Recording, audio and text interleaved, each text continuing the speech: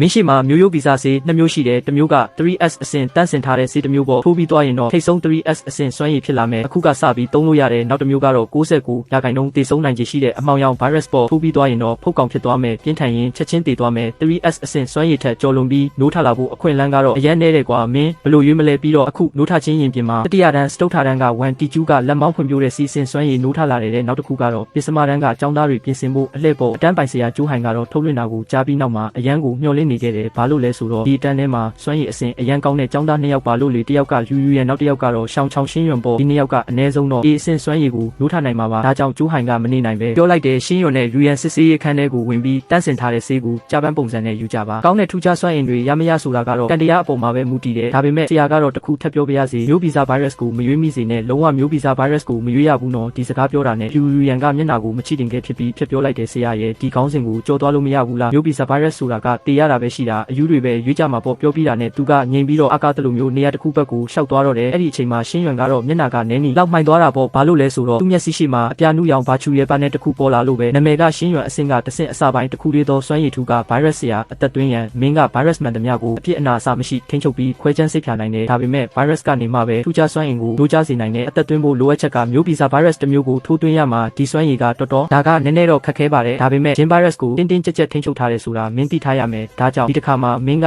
နက်ဖျားနယ်မြေမှာရှိတဲ့ဂျင်းဗိုင်းရပ်စ်ကိုပဲရွေးချယ်နိုင်မှာပေါ့အချိန်ထဲမှာပဲလူတိုင်းကနက်ဖျားနယ်မြေကိုတွားနေတဲ့လူယူရန်ကိုပဲစိတ်ဝင်စားကြည့်နေကြတာပေါ့ဘေးနှစ်ဖက်မှာနေရန်စားစစ်တီနှစ်တန်းစီရှိနေတယ်ဒါကအကြောင်းသားတွေကဂျင်းဗိုင်းရပ်စ်ကိုတမင်တကာရွေးချယ်တာမျိုးမဖြစ်အောင်တားဆီးဖို့အတွက်ပဲတကယ်လို့အဲ့လိုဖြစ်ပြီးဆိုတာနဲ့သူတို့ကလမ်းမှာအားရောက်သွားတဲ့ကျောင်းသားတွေကိုချက်ချင်းတက်ပစ်နိုင်တယ်အဲ့ဒီအချိန်မှာလူယူရန်ကနက်ဖျားနယ်မြေရှိမှာရက်လိုက်ပြီးအသက်ပြင်းပြင်းရှူလိုက်တယ်လွန်ခဲ့တဲ့3နှစ်တာကာလတစ်လျှောက်ဘယ်ဘာသာရက်ပဲဖြစ်ဖြစ်သူကငါ့ကိုအဆုံးထိဖိအားပေးခဲ့တာပဲသူကငါ့ရဲ့ဝန်ခံမှုကိုတောင်ညှင်းပယ်ခဲ့ပြီးငါ့ကိုရေစရာလုပ်ခဲ့တယ်ဒါပေမဲ့ဒါကခွန်အားအကြောင်းမဟုတ်ဘူးကံကောင်းခြင်းကြောင့်ပဲငါ့ရဲ့ကံကသူ့ထက်ပိုဆိုးမယ်လို့ငါမယုံဘူးနယ်မြေတကားပွင့်သွားတာနဲ့လူယူရန်ကတိတ်ပံနီးကြအရန်ဆန်တဲ့လက်တစ်ခုကိုရောက်လာခဲ့တယ်လက်ပြက်အလဲဘဟုမှာ orange ရောင်နဲ့ black ရောင်အလင်းတန်းတစ်ခုရှိတယ်အဲ့ဒီအလင်းတန်းတွေကတီးခြားစီလဲပတ်နေကြတယ်လူယူရန်ကအရန်ကျေနပ်အားရတဲ့အပြုံးကြီးနဲ့ပေါ်လာတယ်သူမကလိမ္မော်ရောင်လင်းကိုလက်လန်းဖို့တစ်ချက်လေးမှမတွန့်ဆုတ်ပဲမျိုးဗီဇဗိုင်းရပ်စ်တွေကနေတန်းစင်ထုတ်ထားတဲ့ဆေးကိုထုတ်ယူပြီးသူ့ခန္ဓာကိုယ်ထဲတိုက်ရိုက်ထိုးသွင်းလိုက်တယ်နောက်တစ်စက္ကန့်မှာလူယူရန်ရဲ့ခန္ဓာကိုယ်ထဲကနေအေးဆက်ဆက်လေးအေးတွေပေါက်ကွဲထွက်လာတဲ့ဓာတ်ခွဲခန်းတစ်ခုလုံးကရေခဲနဲ့နှင်းလောကကြီးအဖြစ်ချက်ချင်းအေးခဲသွားပြီးလူယူရန်ကတော့ဒီလောကကြီးရဲ့ရေခဲနဲ့နှင်းပရင်မကြီးဖြစ်နေခဲ့တဲ့အပြင်ဘက်ကဝန်ထမ်းတွေကတော့အတန်းနံပါတ်5အဆင့်3ကလူယူရန်ဟာသူ့ရဲ့ S အဆင့်စွမ်းရည်ဖြစ်တဲ့ရေခဲနှင်းဒိုမိန်းကိုနိုးကြလာပြီလို့စက်တိုက်ကြီးညာနေကြတယ်လက်ခုပ်တံတွေတိတ်သွားတာနဲ့တပြိုင်နက်တကွင်းလုံးမှာပျော်ရွှင်အားပေးတံတွေကျဲလောင်စွာပေါက်ကွဲထွက်လာတဲ့ S အဆင့်စွမ်းရည်ဆိုတော့ဒါကနက်ဖျားအောက်ကချီချီခက်ရှိုးရဲ့တရှိမှုပဲဒါကတကယ်ပဲရှောင်းဟွာပဲအခုတော့ရှင်းရွံရဲ့ PR တွေကတိုက်ရိုက်ပြည့်နေသွားပြီးဘာလို့လဲဆိုတော့အဲ့ဒီတုန်းကသူကလူရှောင်းဟွာရဲ့ချီရေးဆိုမှုကိုညှင်းခဲ့တာကို2မိနစ်ခွဲကြာပြီးနောက်လူယူရန်ကကော The Light Space ကနေထွက်လာပြီးသတင်းထောက်တစ်ယောက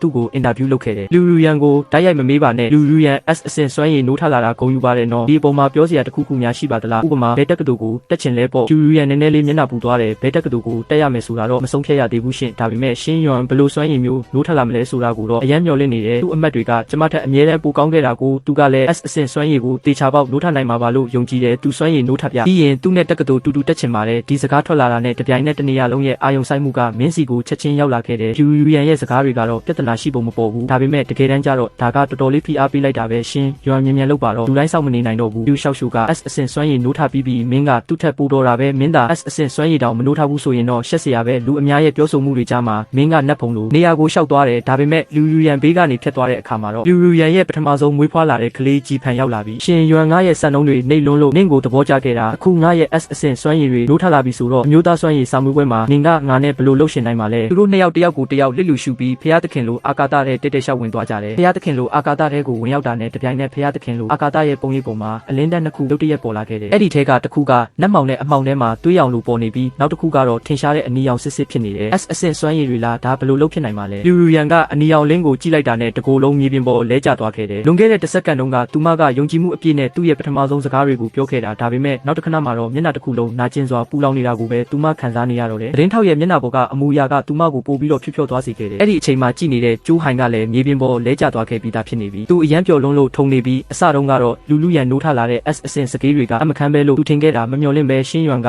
သူ့ထက်တောင်တတိရှိသေးတယ်ကျိုးဟိုင်ဖူမင်းကိုအရန်ကုန်ယူတယ်ကျိုးမင်းပါတွေပြောနေတာလဲရှင်းရွံကကိုတိုင်းတော်တာလေးမင်းနဲ့ဘာဆိုင်လို့လဲဆရာကလည်းမိုက်တယ်မထင်ပါဘူးအဲ့ဒီအချိန်မှာပြင်းတစ်ခုလုံးမှာမုံတိုင်းတစ်ခုထပ်ပြီးဖြစ်ပွားခဲ့တယ်တစ်ချိန်တည်းမှာပဲကျောင်းအုပ်ကြီးပညာရေးဒါရိုက်တာနဲ့ဒေတာစစ်တပ်ကိုလာရောက်စီမံခန့်ခွဲတဲ့အင်အားကြီးပုဂ္ဂိုလ်အားလုံးရှန်စီကုန်းလမ်းဘက်ကိုအပြေးလွှားသွားနေကြတယ်ဒါက S အဆင့်စကေးစီစဉ်ပဲနောက်ဆုံးတော့ငါမှာကိုပိုင် S အဆင့်စကေးရှိပြီးဖျားသခင်ကဲမပါလုံရ စစ်အခြေစိုက်စခန်းကအင်အားကြီးစစ်သားတအုပ်ကဒုတိယအတုပ်ကိုတိုက်ခိုက်ခဲ့တယ် S အဆင့်စကေးကနိုင်ငံအတွက်အရေးကြီးဆုံးတွေကတခုဆိုတာသိဖို့လိုတယ်သူ့ရဲ့စကေးကဒုတိယစကေးကိုလုံးဝဖိနှိပ်ထားတယ်ခုစင်းရွန်လို့ 3S အဆင့် permission တယောက်ရထားတာဆိုတော့ရှန်ရှာက grade 1မှာရာဇပလင်ကိုတေချာပေါက်ရယူနိုင်မှာပဲကျောင်းအုပ်ကြီးရှုဒီကျောင်းသားနာမည်ဘလို့ခေါ်လဲကျွန်တော်တို့လုံရ base ကလိုချင်တဲ့လင်းထန်းဟဲကစပင်ဖြူနဲ့လူကြီးတယောက်လိုပဲအရန်စိတ်လှုပ်ရှားနေပုံရတယ်ကျောင်းအုပ်ကြီးရှုချင်းမင်းကပြုံးပြုံးလေးပဲပြန်ပြုံးပြတယ်သူ့နာမည်ကစင်းရွန်ပါကျွန်တော်တို့ကျောင်းရဲ့အတော်ဆုံးကျောင်းသားပဲဒါပေမဲ့ကပတိန်လင်းခမည်းစင်းရွန်ကိုလိုချင်ရင်စင်းရွန်ရဲ့သဘောထားကိုပဲကြားအေးရမှာဟိုဘက်ကပညာရေးဖြူလို့အကြီးကဲလဲပြုံးနေတဲ့ကပတိန်လင်းစိတ်မပူပါနဲ့ခမည်းစင်းရွန်ကိုခမည်းရဲ့လုံရ base တဲ့ဝင်စေချင်ရင်တော့မှ10ရက်နေရင်ပြီးမဲ့နိုင်ငံတော်စာမေးပွဲပြီးတဲ့အထိစောင့်ရအောင်မှာလူတိုင်းကတက်တက်ကြွကြွဆွေးနွေးနေကြတော့ဖះသခင်လိုအာကာသထဲကခမည်းကလှုပ်ရှားလိုက်တယ်ခမည်းကအရင်ဆုံးမီနီစီကိုရှောက်သွားပြီးတော့နောက်မှမီနက်စီရှောက်သွားတယ်ဘာဖြစ်တာလဲစင်းရွန်ကတုတ်ဆိုင်နေတာလားမြန်လုပ်ပြီး SSD ပလန်ကိုရွေးလိုက်စမ်းပါမဖြစ်နိုင်တာဗျာရှင်းရွန်ကဘလက်လိုက်ထဲကဂျင်ဗိုင်းရပ်စ်ကိုပဲအာယုံဆိုင်နေတယ် ES အဆင့်တန့်စင်ဆေးကိုတောင်ကြည့်နေတာပရိသတ်တွေကလည်းအရန်စိတ်ပူနေကြတာကျောင်းအုပ်ကြီးနဲ့ဒင်းချန်ဟဲတို့လည်းအရန်စိတ်ပူနေကြတာပဲမင်းပါလို့တော့မယ်ဆိုတာသူတို့နားမလည်ဘူးဒါပေမဲ့မင်းရင်ထဲမှာတော့တမျိုးကြီးခံစားနေရတဲ့တခွဲခန်းထဲမှာမင်းက SSS အဆင့်တန့်စင်ဆေးကိုကြည့်လိုက်တယ်မင်းကန်ကောင်းတယ်လို့လည်းတက်ပြင်းချမိတယ်ဒါပေမဲ့မင်းရဲ့အရေးချင်းတွေကို virus ကလွှမ်းမိုးထားတာကြောင့်ဒီတန့်စင်ဆေးကိုရွေးချယ်ဖို့မင်းကန်ကြမှာကမပါဘူးဒါနဲ့မင်းကဘလက်လိုက်တိုင်ကြီးစီရှောက်သွားလိုက်တယ်ဘလက်လိုက်တိုင်ကြီးကတကယ်တမ်းကျတော့အယောင်မျိုးစုံနဲ့ဆိုတာမင်းတွေးလိုက်တယ်အလယ်မှာတော့နှက်ဆိုင်နဲ့နှက်ထက်ခွေလိန်ဂျင်ဗိုင်းရပ်စ်ညွန်တစ်ခုရှိနေတယ်ဒီ virus ရဲ့အဆင့်က SSS အဆင့်ကိုတောင်ကျော်လွန်နေတာဒီကိစ္စကြောင့်မင်းရန်အံ့ဩသွားတာပေါ့မင်းချက်ချင်းပဲအဲ့ဒီခွေလိန်ပြုံကိုထိလိုက်တယ်နောက်တစ်စက္ကန့်မှာ